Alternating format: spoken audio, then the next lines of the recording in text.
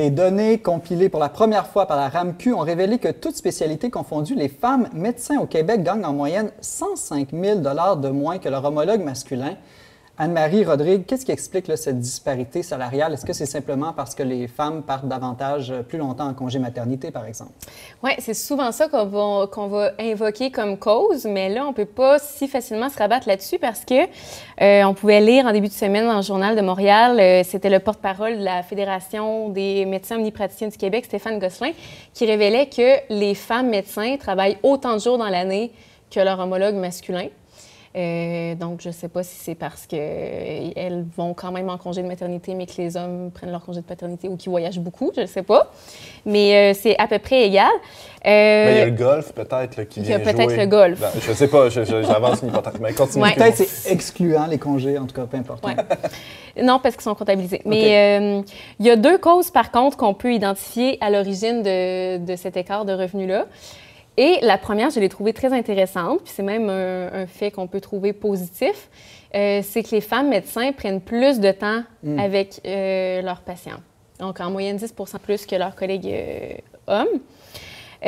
Puis, la deuxième cause, c'est que souvent des actes qui sont plus souvent pratiqués par des femmes médecins, comme les soins d'obstétrique, les soins aux bébés, ils sont moins payants que d'autres actes, par exemple, qui sont plus communément pratiqués par des hommes ou par les deux.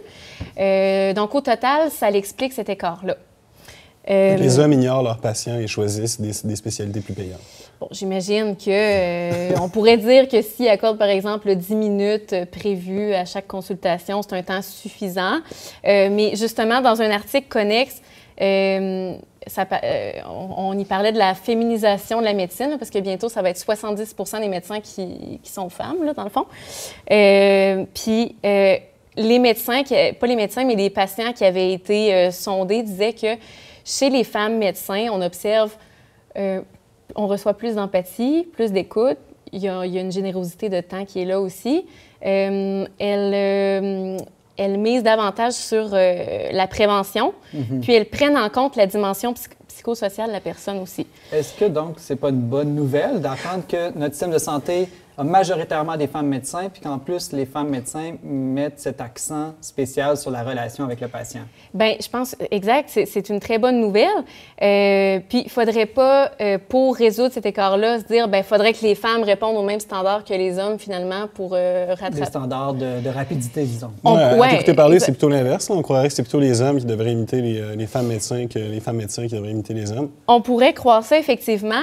Ou on pourrait se dire aussi, plus loin dans l'article, on pouvait lire que c'est surtout les médecins de la santé publique qui ont réellement un revenu égalitaire parce qu'ils sont soit payés à forfait ou ils sont salariés, finalement. Donc, ils n'ont pas cette rémunération à l'acte la rémunération à l'acte, c'est un incitatif à l'efficacité, là, où, justement...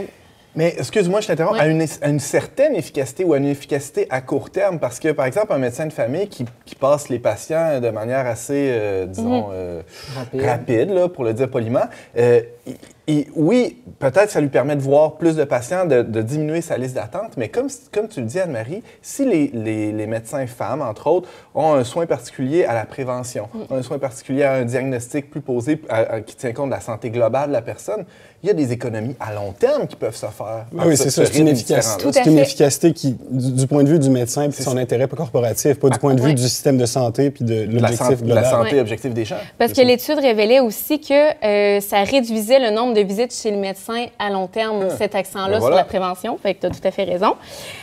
Puis aussi, dans un rapport de l'IRIS, l'Institut de recherche d'information socio-économique, qui étudiait justement la rémunération à l'acte, je les cite là, ça tend à entraîner une surproduction de soins.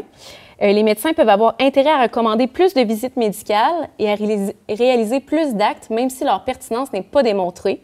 Ce mode de rémunération tend à faire abstraction de la qualité et de la pertinence des soins. Okay. Donc, on peut vraiment remettre en question... Mais ça, c'est induit, c'est pas nécessairement conscient, je vais charger plus d'actes, c'est juste le système qui encourage ça en quelque sorte. Exact, c'est ça, c'est un incitatif. Donc, ce que je comprends bien, ce que tu avances comme point de solution, ce serait d'abandonner la rémunération à l'acte?